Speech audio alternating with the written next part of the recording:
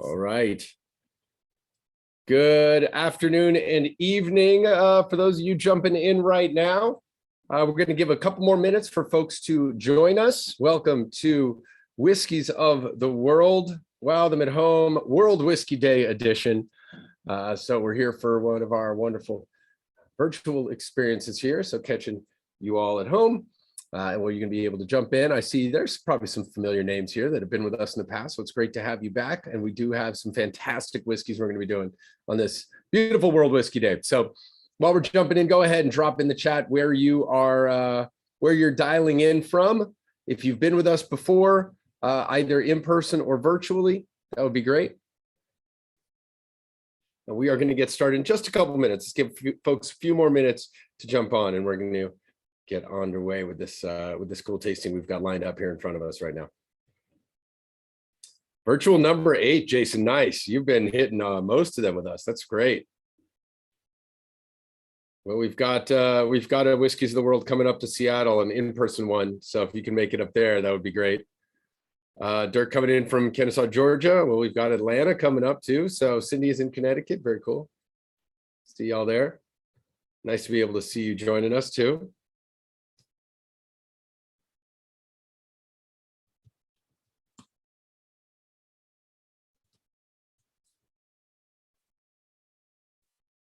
All right, once again, we're going to get started in just a moment. Texas, thanks, Greg.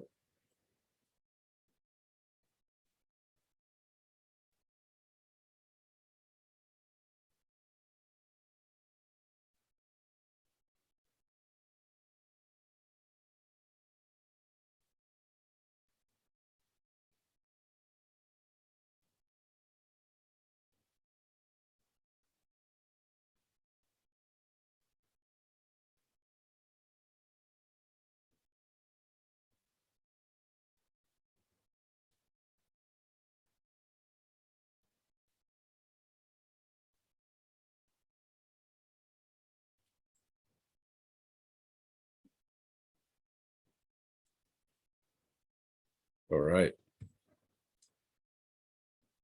Looks like we've got, we're topping out right now, so we can get started. We'll catch some folks up if they do jump in a little bit late. Once again, my name is Josh Gelfand. I am your host and moderator for today.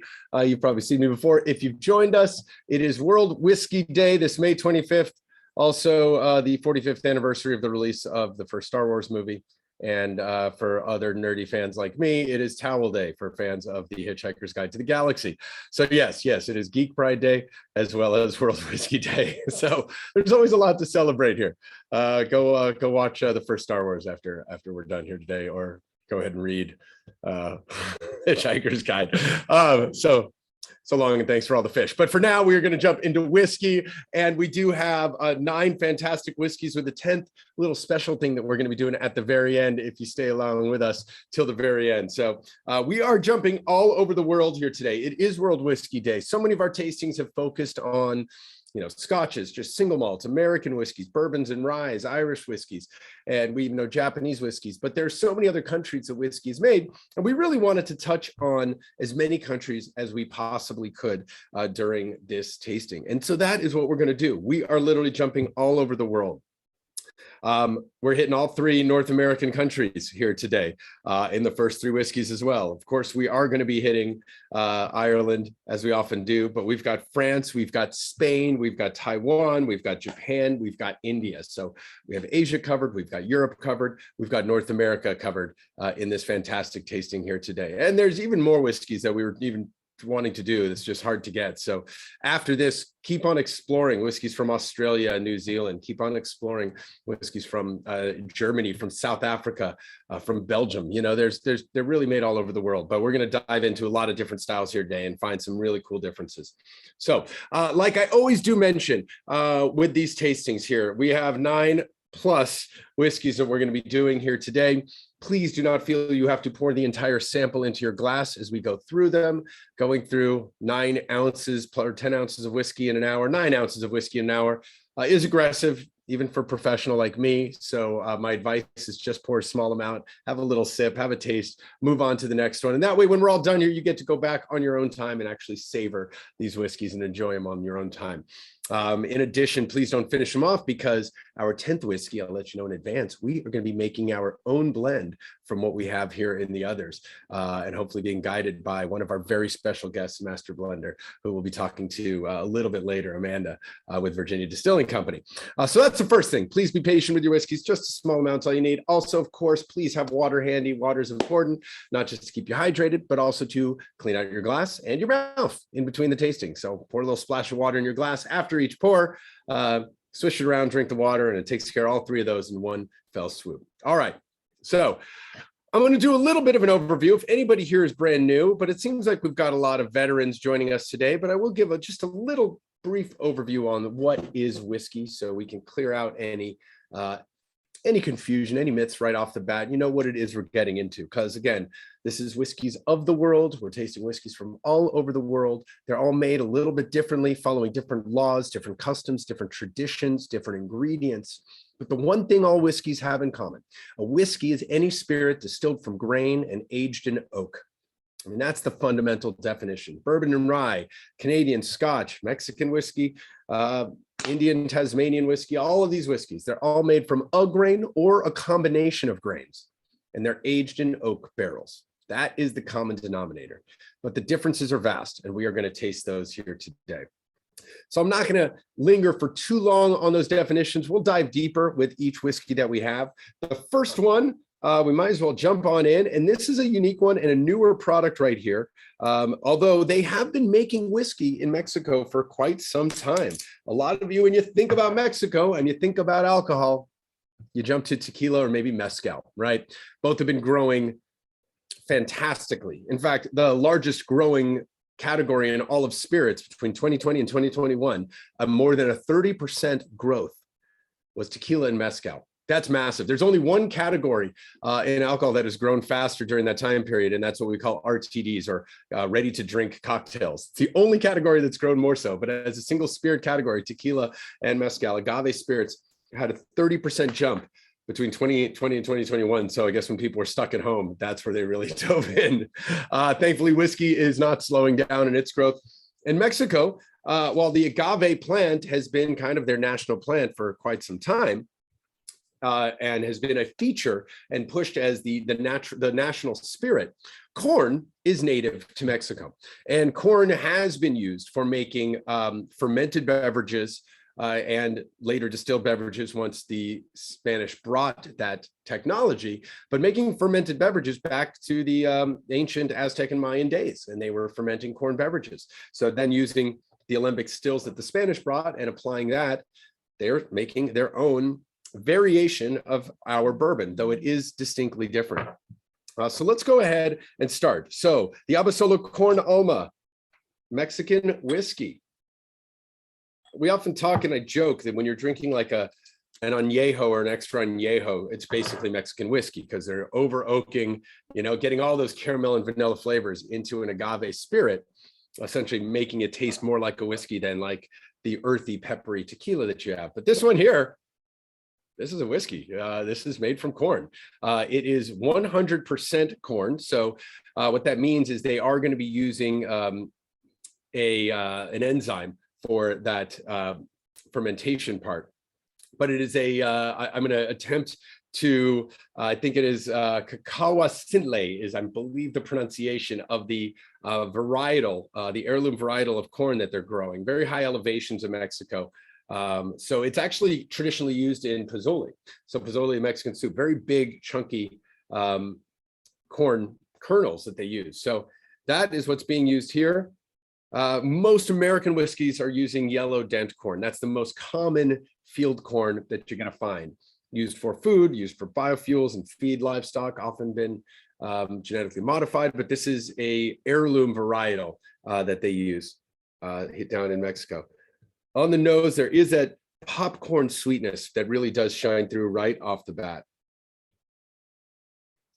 My understanding is most of the aging are in a combination of used and new toasted oak barrels. So they're not going for that full char. They might get some old bourbon casks that they're going to be reusing, but they're also just toasting some new white oak casks as well. So a little bit softer note that you're getting on there. Because the heat They don't age for a lot of time. There's a pretty high angel share that they got. But it's also an unwalled rickhouse, so it's very much subject to the climate of the region there. Cheers if you haven't had a sip yet.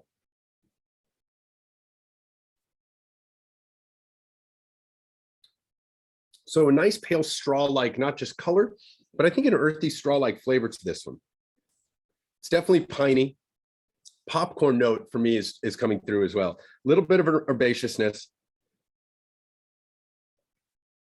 You definitely get a soft, to me, that grassiness is one of the most dominant notes that I'm getting through both on the nose and the palate.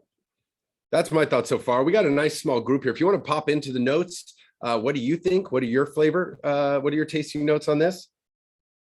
Definitely has a lightness, a brightness to it.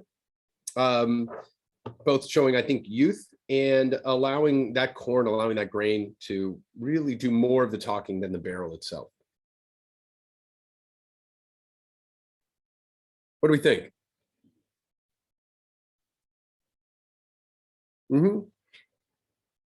Definitely nice earthy flavor to it, but I do get that popcorn note. Just want a little more butter. And then I would enjoy this while watching Star Wars later.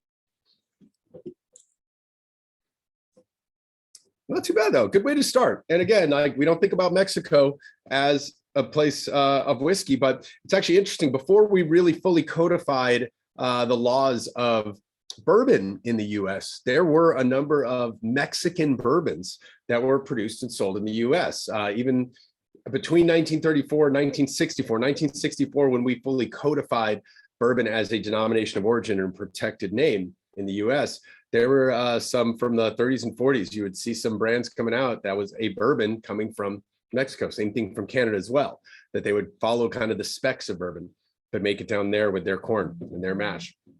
So I always found that to be pretty fascinating. So it's not a brand new tradition, but we'll see. This is something that's newer, and we'd like to see it grow. I like to see better whiskeys coming from everywhere around the world. So it should be interesting to see it grow. Okay. With that, let's jump.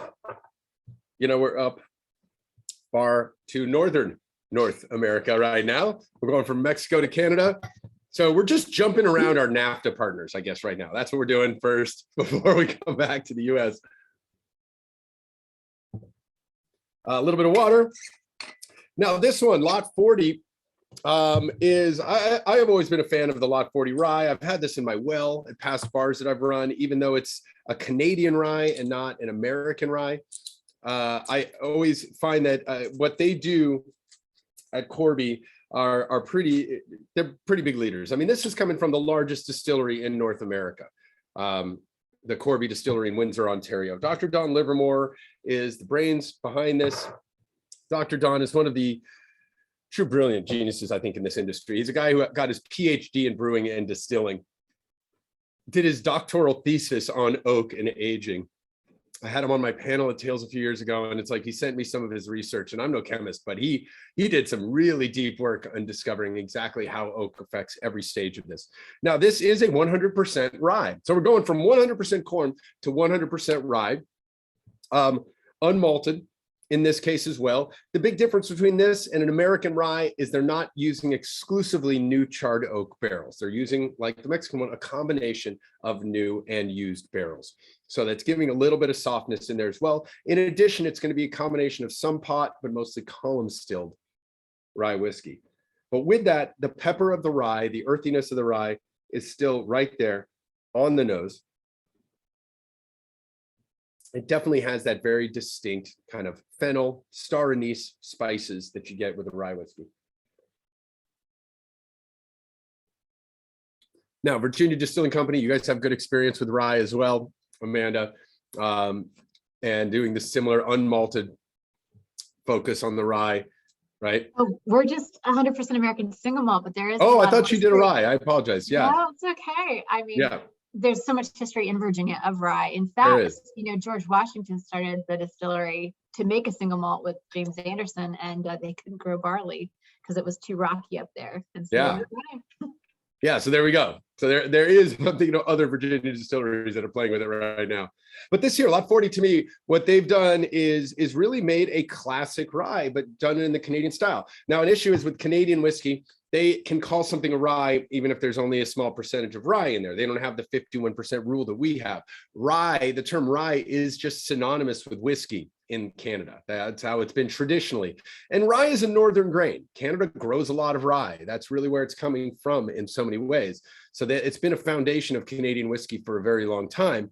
And it's funny, with people do kind of dismiss Canadian whiskey in a lot of ways, which I don't think is necessarily deserved. Canada was the very first country, even before Scotland or Ireland, to have a requirement of time for aging. So originally in the late 1800s, they required 2 years and then up to 3 years to age a whiskey before it can be called a whiskey. So similar to where Ireland and Scotland are now, they actually have a time limit. In the US, we don't. We have our straight whiskey rules for 2 years, but we don't necessarily have a rule. A bourbon could be a bourbon and still be a year old. You just have to say how old it is.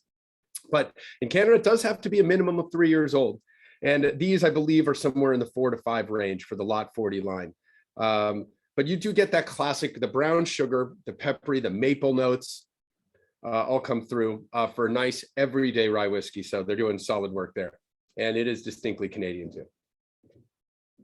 Okay.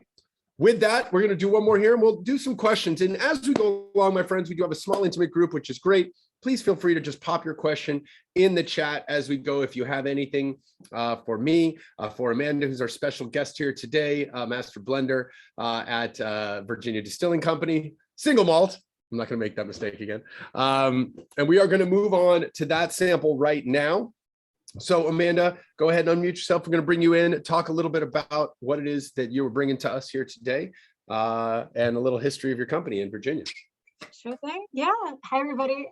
Single malt, it is a single grain, always malted barley, but my favorite thing is single malt actually refers to the fact that the whiskey comes from a single location. So you really get a sense of place from this whiskey. And we call it courage and conviction because our founder, George Moore, had a saying for every occasion. And one of his favorites was have the courage of your convictions. So we really wanted to showcase how Virginia brings such a unique climate and flavor profile to the whiskey. So water, yeast, and barley, that's it.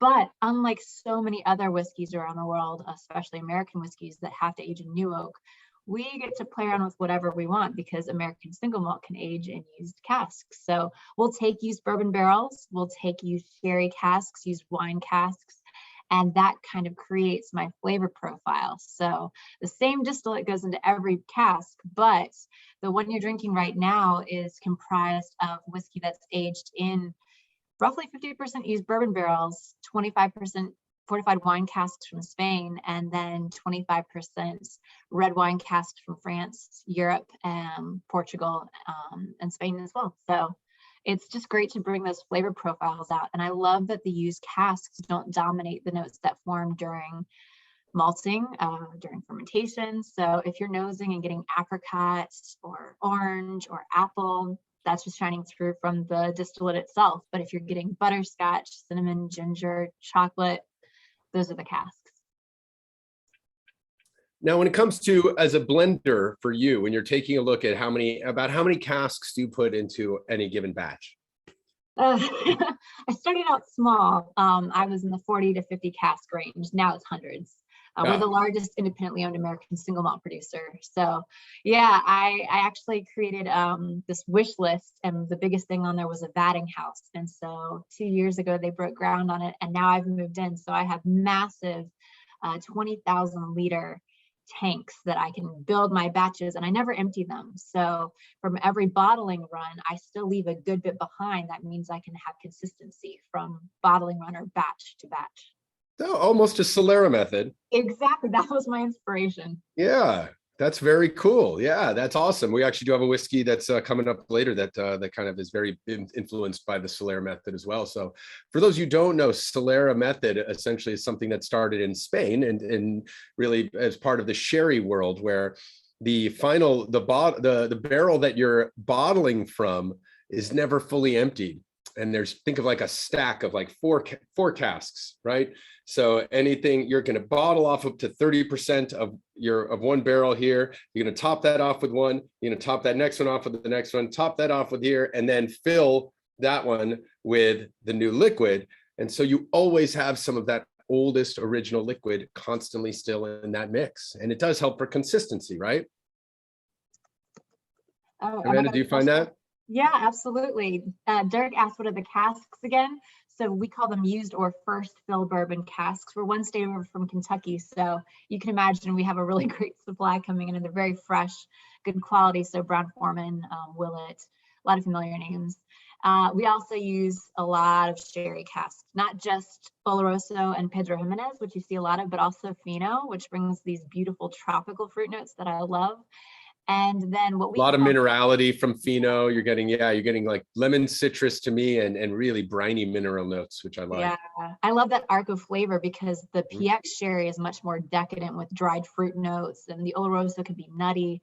So that story, I love having those casks. And then I also use premium red wine casks from Portugal, Spain, and France, and we shave, lightly toast, and then very lightly char the barrel. STR method. Yes, I actually try not to use that because people say shaved toast rechar, but they were never charred to begin with. Wine barrels are toasted, not charred. So right. That's why so STC, ST, is that what it is? Shaved toast char?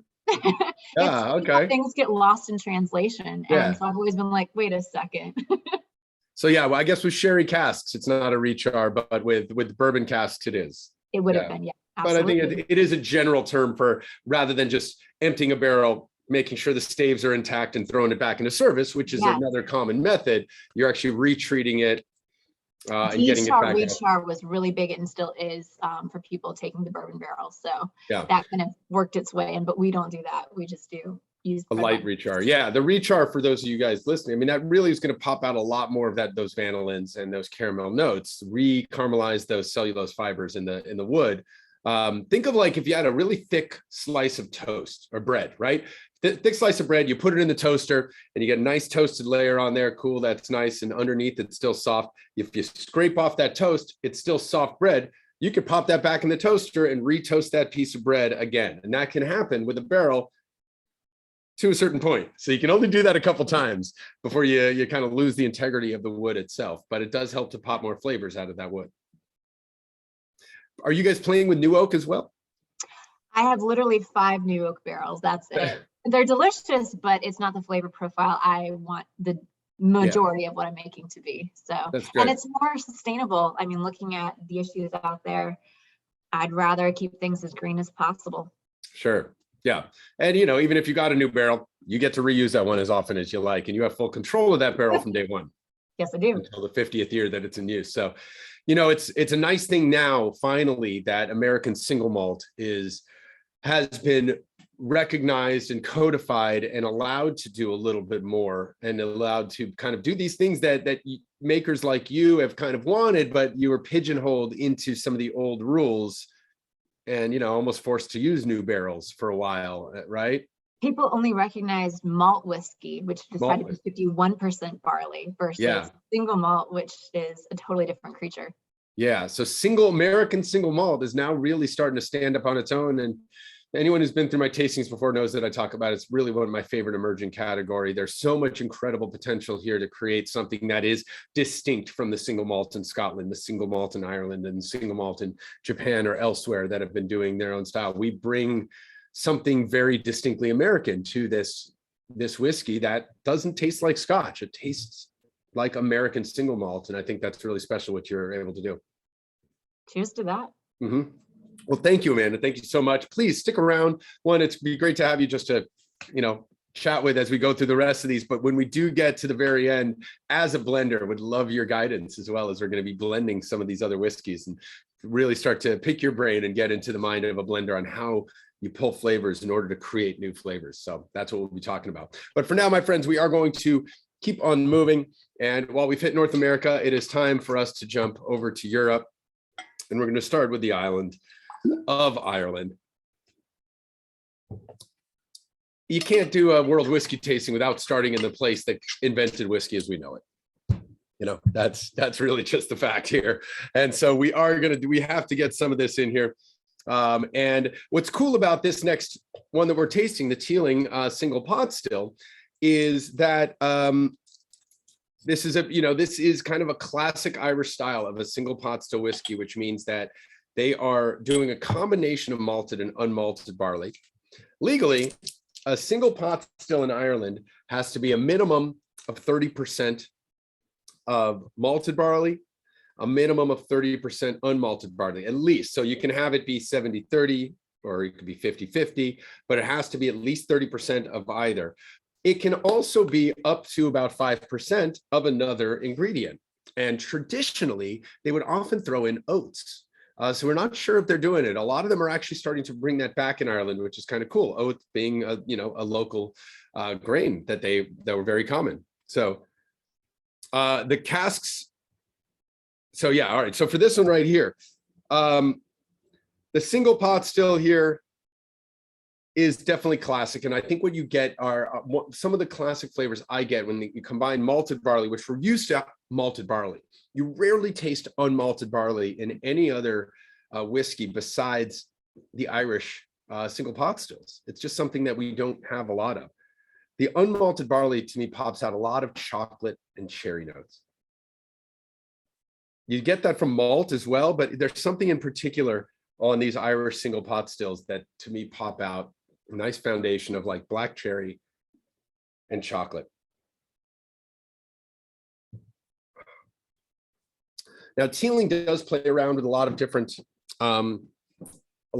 casks. I believe with this one, it's just going to be a combination of bourbon casks and former sherry casks, though they do use some rum casks and wine casks in some of what they're doing. They've experimented with chestnut casks. They've experimented with, they actually do some pretty cool experimentation when it comes to new barrels. So chestnut being a non-oak barrel that has been controversial for some, but when you look back even in some old cognac traditionally before it was fully codified into law, used a lot of chestnut. So there's some argument from folks that they should be allowed. Pierre Ferrand in particular is arguing that they should be allowed to use chestnut and it should fall under the definition because traditionally it was used. So we'll see where that goes.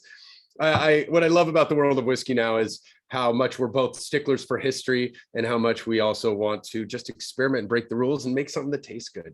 And at the end of the day, I think that's the most important thing, have some integrity in what you do, be transparent in what you're doing, pay tribute to history, but also have fun, throw a bunch of things at the wall and see what sticks. I'm all for that.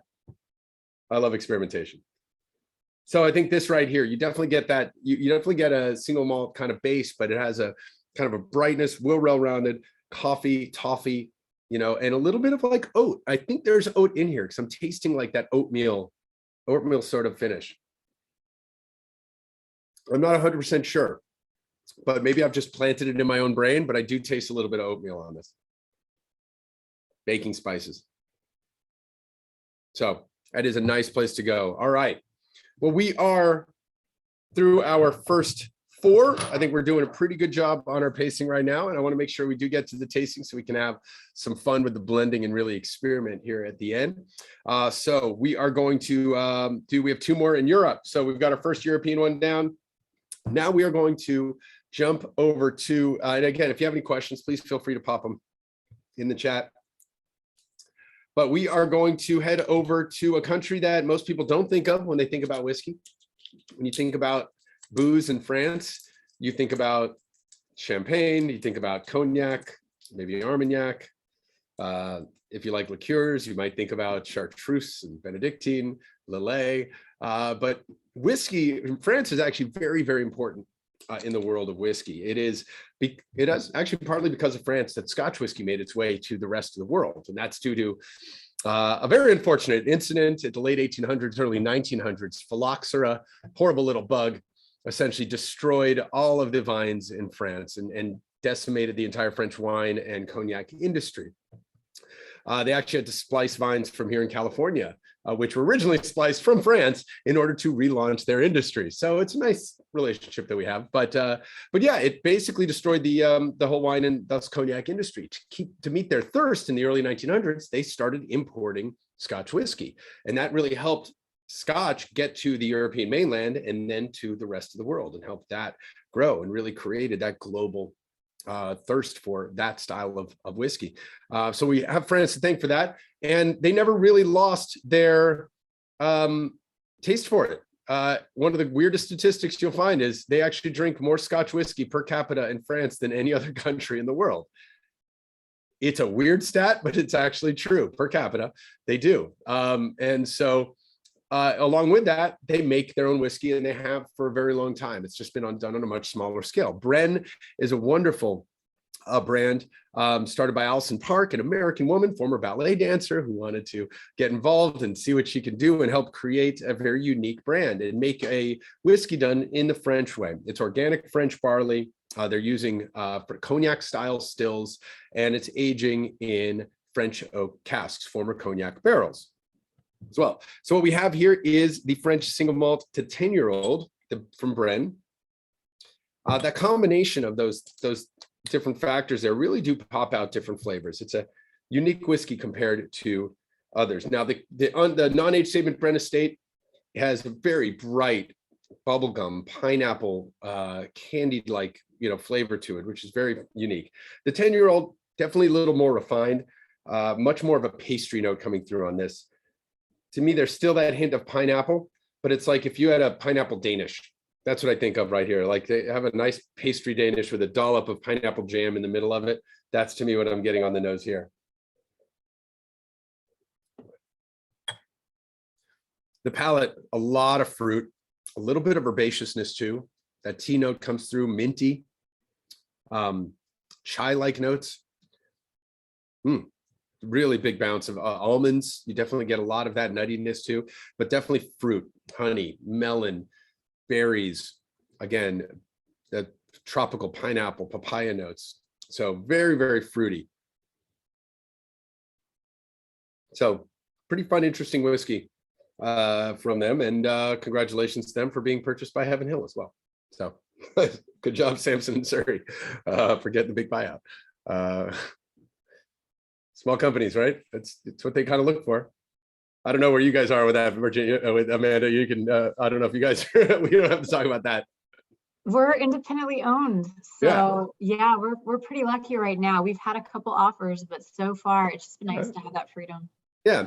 And, and it's great to have the independence and the freedom. I will say, it's not always a bad thing when a big company comes in. I think a lot of these companies that I've seen are actually really good about essentially taking some operational efficiency on and allowing the makers to really focus and make the product. And so there are really good ones out there that I've seen do good support. Friends of mine who founded nice independent companies have gotten that buyout, but are still, deeply involved on the day-to-day, whether it's Constellation and my friends, with Bellmead Greenbrier, Nelson's Greenbrier, and, they're still on the ground. High West, same thing under the Constellation umbrella, whether it's these guys, Few Spirits and Widow Jane and Bren under Samson and Surrey, that they're, it's a big part of the industry. It is. But the operational efficiency, I bet there are times where you guys are like, oh, I wish we didn't have to deal with this. There are definite trade-offs for sure. Yeah. All right, my friends, hope you guys are enjoying this so far. We're going to keep on moving. Need a little splash of water. Now we're going to go to one. This is one I'm actually pretty excited about because good friends of mine are involved in this one. And I remember tasting it about a year ago when they just had a sample bottle in the States before it was fully released here. And again, another country that when you think of Spain and booze, you think of wine, you think of sherry, of course. Spain is one of the most important influencers in the world of whiskey because of sherry casks that are being used.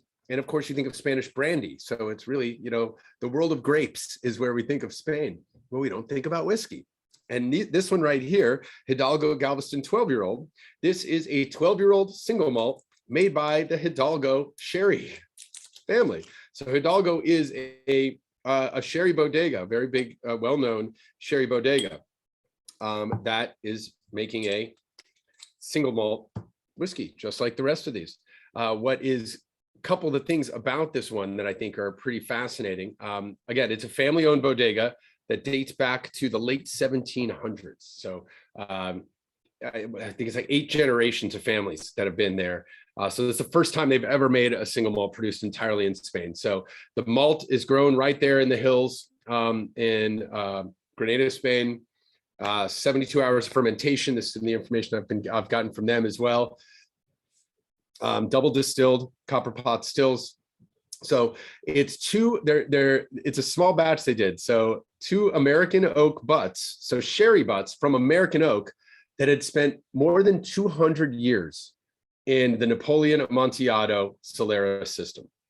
So that's what's the coolest thing about this. American oak has been used internationally for hundreds and hundreds of years. I mean, that's actually a big part of even the trade when you date back, even before we were officially established as a country, our oak was being used and harvested and brought back to Europe for aging, wine and spirits, because American white oak is just very good long life in it. And so being used in that Solera system for over 200 years, you had sherry that sat in these casks for that long.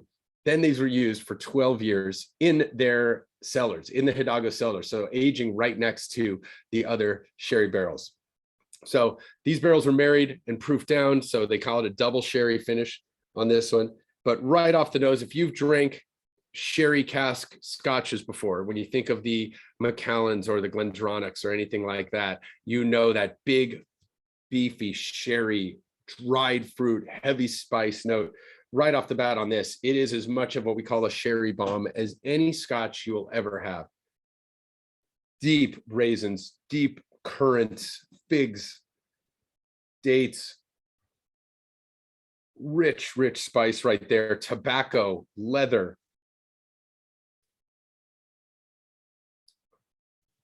Rich decadence. I mean, it's just that, again, if you people who fawn over the sherry bomb scotches, I think have something really cool to look at with this whiskey that is not that expensive. I think it's something you get for about $65 or so. So cheaper than Macallan now. Cheaper than the Macallan 12. And I think pretty comparable when it comes to that. And the difference being, a lot of the scotches nowadays, frankly, are using sherry casks that have been seasoned for 18 months, 2 years. That's kind of what's common now, not sherry butts that have actually sat in the Solera system for hundreds of years. There's ones even getting 40, 50-year-old sherry butts is hard. If you find a bottle of Glendronach from the 1990s, I think you'll see a difference. Glendronach 15 from released in the mid 90s versus one now. And I'm a big fan of Glendronach. I really love their whiskey as far as that sherry forward stuff goes. But that stuff in the 90s was using 40, 50-year-old sherry butts. The stuff now is using 2-year-old casks that were seasoned with sherry to pull that flavor out of it. This here, you can taste how deep that sherry went into those wood fibers as this liquid was aging. So I think it's sangria. There you go. I think that's a good tasting note there, Dirk. I'm just seeing that now. It really does have that note. Pretty fun if that's what you like. So, all right. Hope you guys have enjoyed this. I want to savor every sip of that one. I know that's going to play a role in my blend. I know that for sure. So that's something to start keeping in mind when after we finish up the next 3, 7, 8, 9. Think about the blend that we are going to make here. Distilling is the science. Blending is the art when it comes to making whiskey. It's what do you do with this canvas? How do you create something new from all these unique different flavors? And each of you are going to be able to create something here today. That's why you got a funnel and an empty little jar. So we're going to be able to play with these different things. And so Amanda, stick around because I'm going to definitely need your guidance on this. So we are about to move on right now. I'm going to give a little splash in the glass because we're getting different flavors. So we've hit North America. We hit Europe. We're going to jump to Asia. Now, Asian whiskeys have been making a lot of waves recently. Of course, Japan has been the biggest one, put itself on the map by winning, Jim Murray's best whiskey in the world back in 2013. But, they've been making whiskey in Japan for pretty much almost exactly 100 years. And it started making whiskey in Japan. And even though the next one we're going to taste is from Taiwan, I do want to kind of give an introduction to Asian whiskeys through Japan. And the story starts in 1917. Masataka Takatsuru, who was working for the company that would become known as Suntory, was sent to Scotland to learn how to distill. They were sake brewers. They had made beer as well, so they knew that they had malt, and Scotch whiskey had made its way over to Japan, and they liked it. So they wanted to see if there was something they could make. He went to Scotland, spent 4 years there, studied at a bunch of different distilleries, ended up falling in love and marrying a Scottish woman, brought her back to Japan, which I think is a cool story. Apparently in Japan, there is a whole television show about their life that I would really love for them to add subtitles or overdub and put on Netflix here. I'd like to watch that, but it just sounds pretty cool. But they have a whole show about them. But anyway, he came back, and in 1922, 1923, started distilling whiskey in Japan for the first time. So exactly 100 years ago. And he did that for 10 years under contract with this place that would become known as Suntory, left, and then founded the Nikka distillery. So it's as if the guy who invented Coca-Cola did that under contract for 10 years and then left and made Pepsi. I mean, it's basically that. The two biggest distilleries in Japan were founded by Masataka Takatsuru, so truly the father of Japanese whiskey, and but made it again in the Scottish style, following the general Scottish style of single malt and blended whiskeys in that way, though they have expanded and using rice whiskeys and other things that are more their style, but applying a different sense of blending in particular to their whiskeys as well. And you get that. And I think the other Asian whiskeys have kind of followed suit in the same way. Kavalan has been around for a few years as well. I want to say probably about 15 years or so. And they've done some very unique things. Now, they are a single malt distillery, pretty much exclusively. I think they've done a couple blends, but they most of what they do is single malt. And they put out a lot of different unique expressions that follow a musical theme. If you really look into what they do, they have the concerto and the soloists and this and that. I believe the founder was either a musician or was just a very big fan of classical music and referenced that in a lot of what they put out. They have some single cask whiskeys. We were talking about sherry. I will tell you real quick, one of the favorite tastings I've ever done was they put out single cask ones, Kavalan releases, all in different sherry casks. So a single cask from Afino at cask strength, single cask from Manzanilla at cask strength, Amontillado, Oloroso, Pedro Jimenez, and I think that those are the main ones that they did. And then of course their Vino Barrique won Best Whiskey in the World in 2015 as well. So those are really special ones that they've done. And when I did that tasting, we tasted along with the associated sherry to really find those flavors. And I thought that was a very fun thing to do. But this one right here, this is the ex-bourbon, and it is a single cask ex-bourbon at cask strength. So this one is the second hottest one that we're going to be tasting here today. So warning on that one right off the bat, 57.8%. So this one is single cask strength. They don't say the age. They're younger because of the weather there. With Taiwan and with India in particular, you get a lot of aging in a short amount of time. So usually they're about 3 to 6 years on a lot of these is what you're going to find. Their angel share could be 15 to 20%. So it could be pretty extreme what they're losing over that time and that concentration of flavors. So right off the bat, I think the bourbon is doing the singing. That bourbon cask on the nose. What's interesting at 57.8, immediately I put my nose in here and I'm not getting hit by ethanol.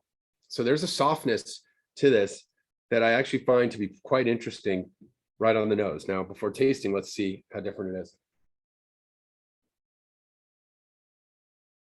The heat is there, but it is definitely not as aggressive as you would expect with something pushing 120 proof. You get a little bit of spice, but the bourbon vanillas, there is that cream soda, a little bit of a root beer, sarsaparilla note underneath. So nice root notes.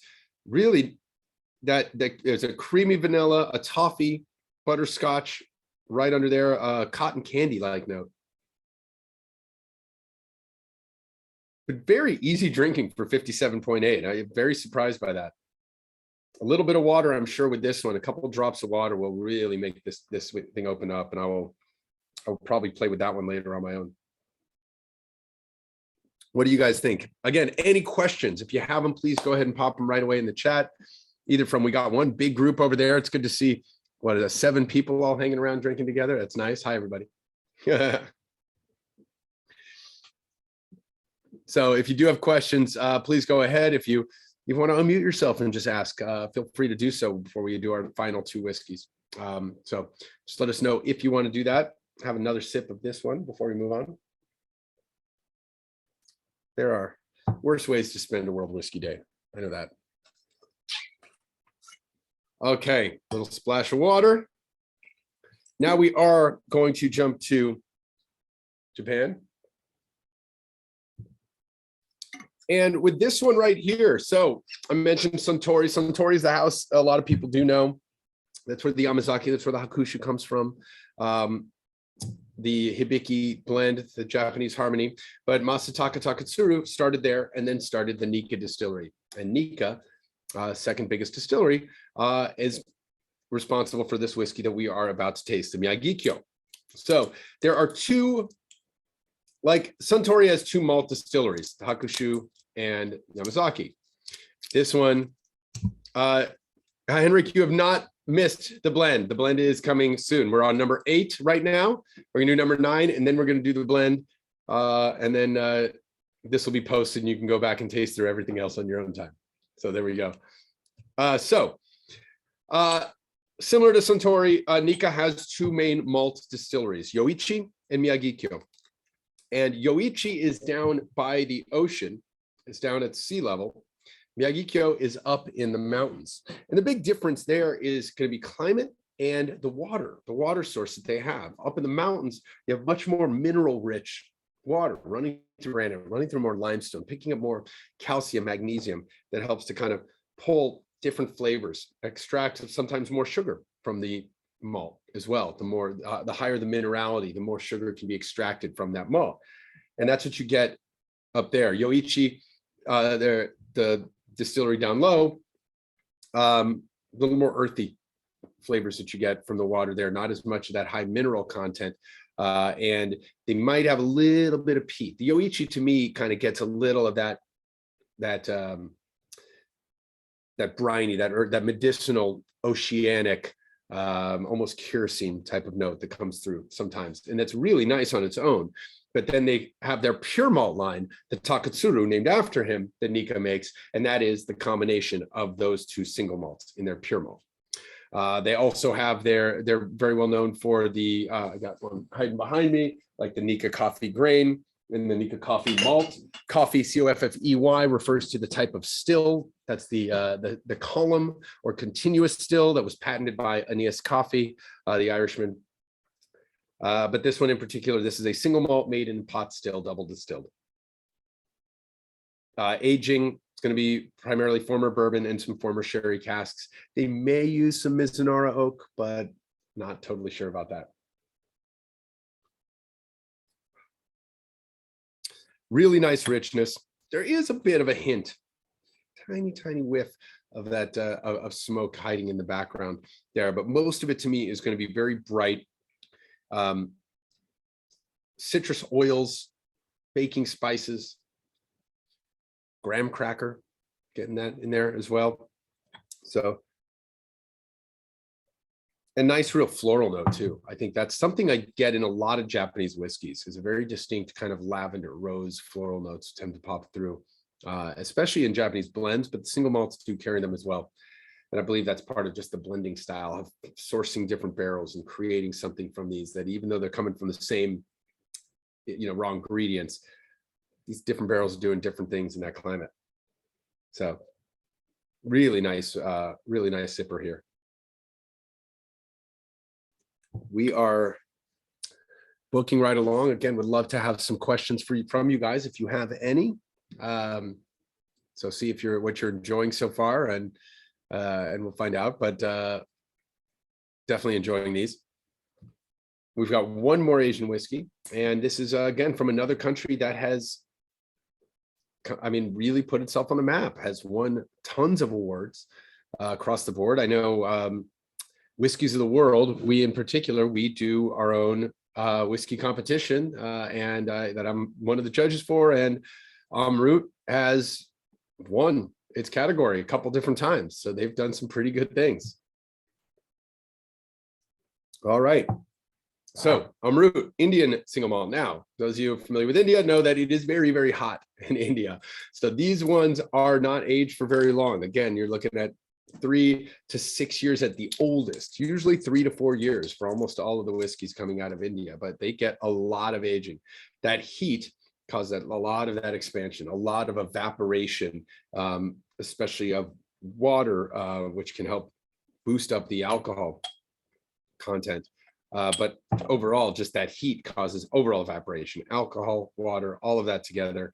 And so your spirit itself is concentrating those flavors very aggressively. This is the peated and cask strength version from Amrut. So they are importing Scotch barley. What are my thoughts comparing Amrut and Paul John? I think they're both have some wonderful product. I love what Paul John has put out. Paul John definitely has a lot more kind of experimental stuff, which I think has been really cool there. But, you know, similar style, some peated. I think the Paul John, what they put out their holiday, their kind of Christmas editions, to me have always blown my mind. I mean, they're finding a way of getting that, you know, those Christmas cake flavors that we reference in Scotch whiskeys, they're just piling on somehow into. And I don't know too much about the difference in the locations, and that is a good question. I need to get Karai in on this conversation to give us more information about Paul John. So for those of you who want to follow Whiskey Monster on Instagram, Karai is also one of the great whiskey minds that I know, and he works for Paul John and can tell you pretty much everything you'd want to know about those whiskeys. So I'm sure location has an impact, because location has an impact. You know, they might be very similar locations. So might be like two distilleries in Bardstown arguing that their limestone water is more limestoney, but you're both in Bardstown. You're using the same limestone water, you know. But there is a difference between an Islay Scotch and a Speyside Scotch when it comes to the water you're using. So we know that. So India's a big country. I don't know exactly where the distilleries are in India. So that is something I will need to learn. So thank you, Dirk. But this one here on the nose, you know, when you say peated and you're putting peated in there and it's using peated, Scottish peated malt, doesn't smell like an Islay. It doesn't smell super heavy, pungent, medicinal, like a Lafroig, like a Lagavulin, and it has a delicate peat on there that I think is nice. I believe they probably blend in unpeated and peated malt. I would say my palate is telling me that this doesn't taste like it's fully peated, or it's just how they're cooking it and how they're fermenting it, that they're maybe softening that peat. When it comes to this, it definitely is going to be more, it's bourbon cask forward on this one. Vanilla is going to be a dominant flavor, but dried fruit is coming through. Orchard fruit is coming through, stone fruit. There's a lot of apricot and apricot jam I'm getting on the palate right now, especially on the finish. But good spice, both a freshness and a richness kind of coming together, which is kind of cool. And again, 62.8%, but it doesn't sip that strong. It's heat. It's definitely cask strength. It's not shy, but it's not just punching me in the face like some other cask strength whiskeys tend to do. Maybe it's my ninth sip. Maybe it's the whiskey. I don't know. All right, my friends, what do we think so far? You guys having fun? You enjoying this? Yeah, good, good. Any questions on any of the whiskeys that we've had so far before we dive into the blending portion of our day? Don't be shy. Great, great. Added a little water to Amrut and made it. Yeah, a water will definitely open this one up. I think these whiskeys with the Amrut and the Kavalan in particular, I think water will be its friend. I'm grabbing my pipette to use instead of for water, because I have a few of those for water, and my funnel right now to have some fun with the funnel. Let's see what we can create. All right. So, Amanda, I'd like to bring you back on here. We've got whiskeys, again, from all over the world that have really hit as broad a spectrum, I think, of whiskey flavors as you can hit in the world of whiskey, right? I mean, we're hitting the whole wheel. We're hitting the whole flavor wheel right now. Yeah. Yeah. One thing that struck me was the variance in not only temperatures, but like India is incredibly dry. And I can answer that one question. Geographically speaking, both Paul John and Amrut are very close together. I believe they're just west, kind of central of Chennai, but Paul John has a visitor center on the east side of India. West side. I can do math. I can definitely do geography. Yeah. So yeah, I think that it's just incredibly dry. So they enter at a lower ABV into their casks, but because it is so arid, you're seeing those ABVs skyrocket, whereas in Taiwan, it's so humid, it's a subtropical climate. So you're seeing a natural reduction in cask, which is fascinating. It's kind of similar to what we see in the US versus Scotland. Well, yeah, in Scotland, ABV goes down because of the damper, cooler climate and damp air, where in Kentucky we've got, generally speaking, hot summer, cold winter, drier, expansion, contraction, and a lot of water evaporates, and thus the ABV goes up, right? Yeah. Virginia, you have the same kind of climate? No, we are actually subtropical and very, very humid. Okay. My hair is usually straight. So no, we have like my beard, yeah. 40% moisture in the air right now today. Okay. Yeah, that's very common. All right. So so with you guys, what ABV do you go in the barrel at? We do as high as we legally can, 62.5. And okay. If you look at our cask strength whiskeys, they're anywhere from 58% to 61%. And that's just because of the natural reduction. But in Texas, I've worked with some distilleries there that after a month or two, they do a reduction in cask and they'll add like 10 liters of water into the barrel because it is so dry. Oh, wow. Okay. Interesting. So that's that proof is skyrocketing. So they got to temper it down a little bit with some water. And concentration. All right. So when it comes to blending whiskey, your idea, you have a good idea of what flavors in advance you want to create. So for those of you here, like, do you guys prefer the bright vanilla caramel, sweetness? Do you want a more richer dried fruit? Do you want baking spices to pop out? Do you want earthy notes? So you got to think about that in your mind first, right? Amanda, that's kind of the mindset? Yeah, I think you're spot on. You need to get to know your ingredients, what you have to work with, and find a way to rate them. So for me, I'm always looking for complexity. And it's almost like composing a beautiful piece of music. You want high notes to add interest, but maybe you need a good solid bass note just to kind of layer everything in. Yeah. And sometimes it's like you want to add a component that you're not looking to taste, but that's going to bring out these other flavors. When we think about cooking, right? Salt, acid, fat, and heat are the important components. Or maybe I'll talk about making a cocktail, right? That I want spirit, I want bitter, I want sweet, or I want acidity, and the acidity can be the bitter. It's really spirit, bitter, and sweet. Those are the three important components of a cocktail, where that bitter could be a citrus or the bitter could be an actual bitters. And that is how cocktails are produced. But it's not,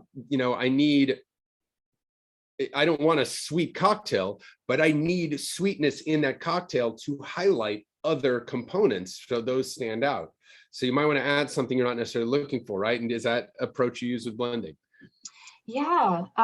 Well, the thing that won World Whiskey Awards Best American Blended this year was a project that I did with Lost Lantern, and we had mesquite smoked single malt to work with. And it was so fun because a lot of people were like, no, we can't use this. And I was like, yeah, we can.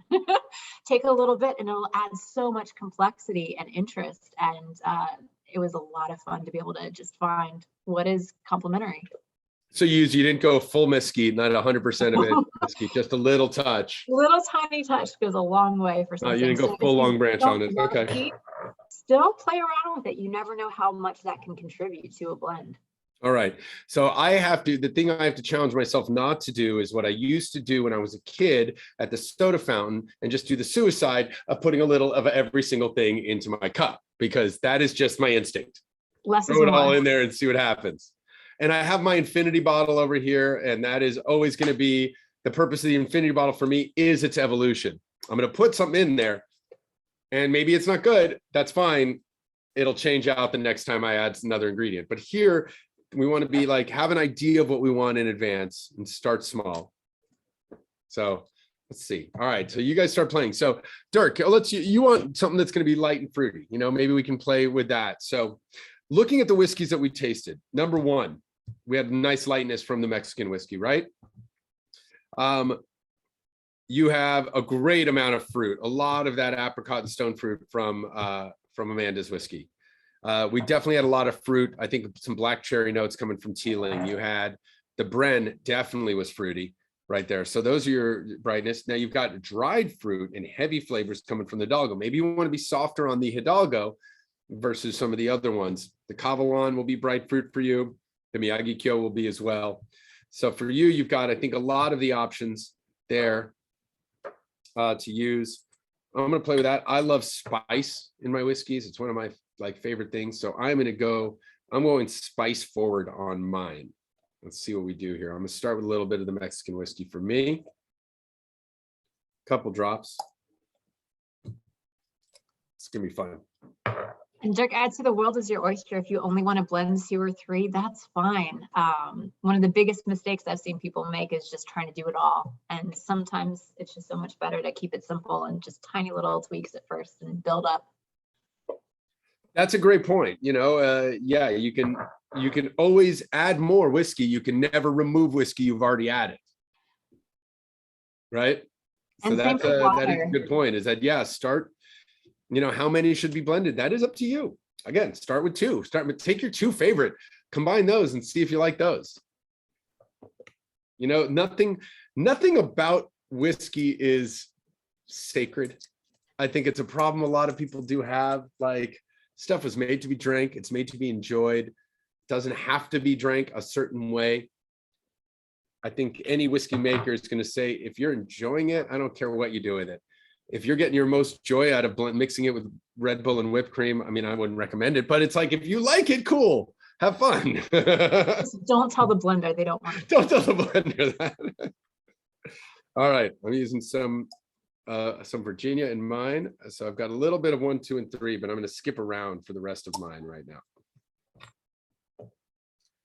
I do want some Hidalgo, I think, in mine, because I like the big burly spice that's coming from there, but I think it could only a little bit, because I think some could overpower. A couple drops. Again, you could just do a little blend and then pour that and taste it and then start over. We've got enough whiskey here to mess around with a lot of different things. Let me see. So right now I've got 1, 2, 3, and 6 in mine. I'm going to test that out just to see where I'm sitting, like a good chef, taste as you go. That's the only way you're going to know if it needs a little more salt or needs a little more acidity. And if you're using a cast strength, fresh glass for this one. Yeah, don't hesitate to add a little bit of water if you want to use a lot of a cast strength one, because that will open it up and maybe release flavors you didn't see before. Very true. Ooh, it's kind of fun.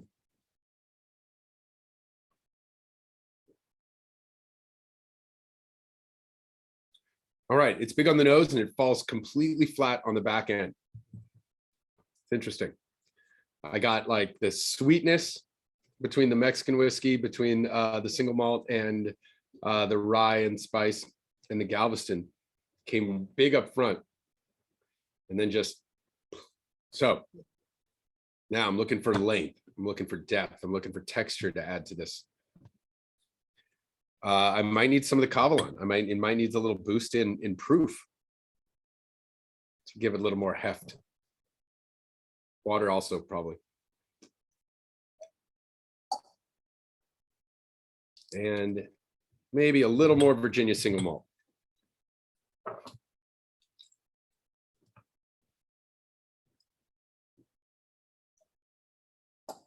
All right, what are we producing? Tell us what you're putting together in the blend. Let us know. Share with us in there what you guys are making and what you're aiming for. All right, Dick's got 1, 2, 5, 6, and 8. Okay.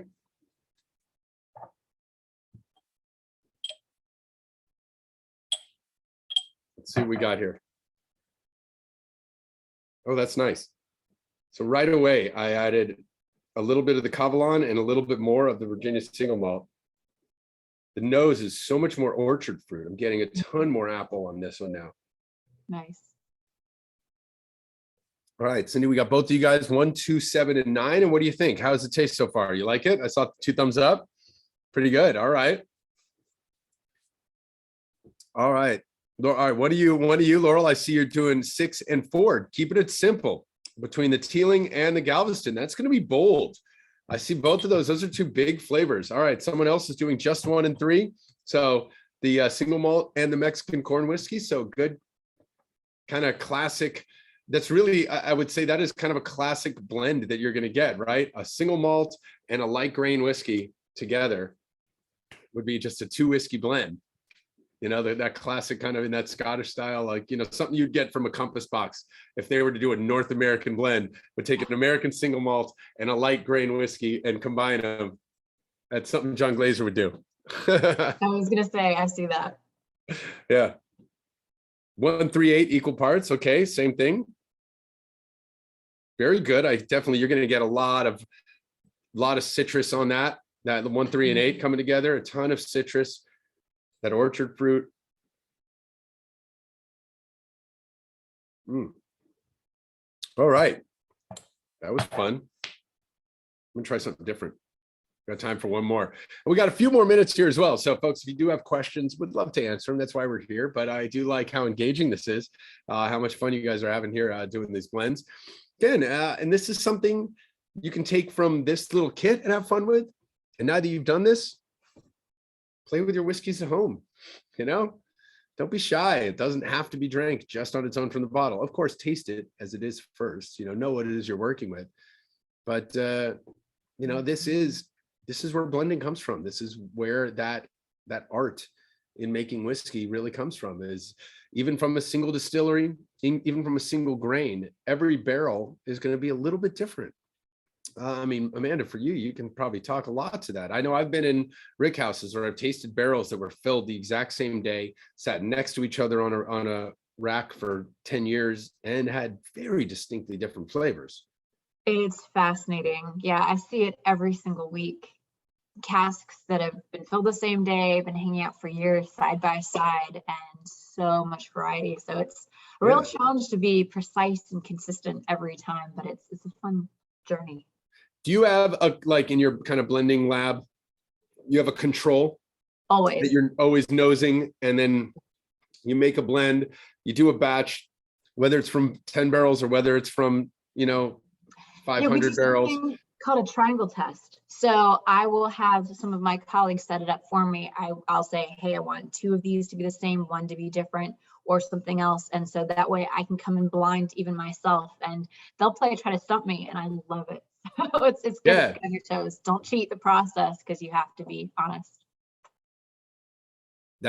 So that's it. So that's one of the things, is always have that control and making sure, nosing that you'll know exactly what point is missing, and you kind of have an idea of what barrels need to be, what type of barrels need to be boosted or maybe removed from that final batch in order to get that consistency out there. That's one of the hardest things. It's so, companies are putting out single cask releases, and small batch releases. And when you put single cask or small batch on a label, it allows for variety. You're almost telling the final customer, hey, this might not be exactly the same, and that's okay. And that's kind of what people are buying. It's okay, we're buying that variance. But when you're buying a specific product that is labeled to be this product, it's got to be the same every time. And whether it's done on the scale of a small independent distillery like yours, or whether it's done on the scale of a Glenlivet or a Buffalo Trace or whatever that might be, that's doing thousands of casks in order to put that out, it's still the same process of trying to match that consistency. And I'm in awe of that process. It's amazing to be able to see it and taste these and know that, it's fun to be able to pull those vintage bottles and be like, all right, let's see if this bottle from 2002 or this bottle from 1987 is really the same liquid.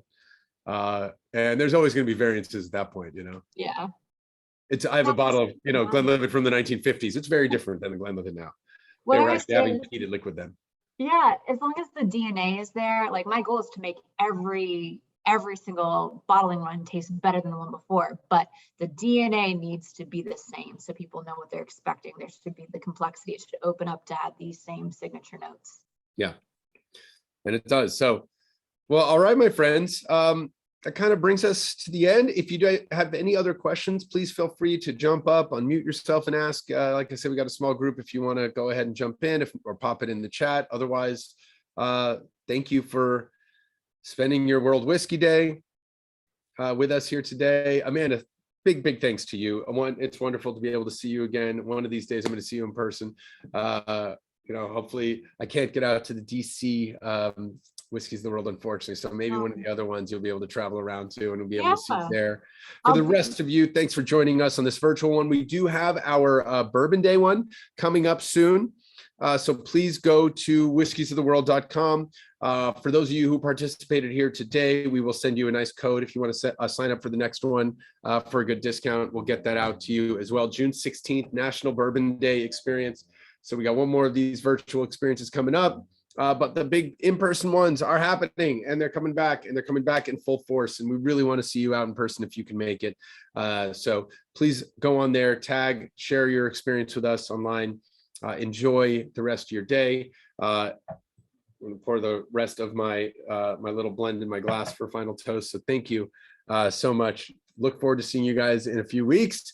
Have a very safe and happy and enjoyable Memorial Day weekend coming up as well. Have fun, whatever it is that you guys are going to be doing.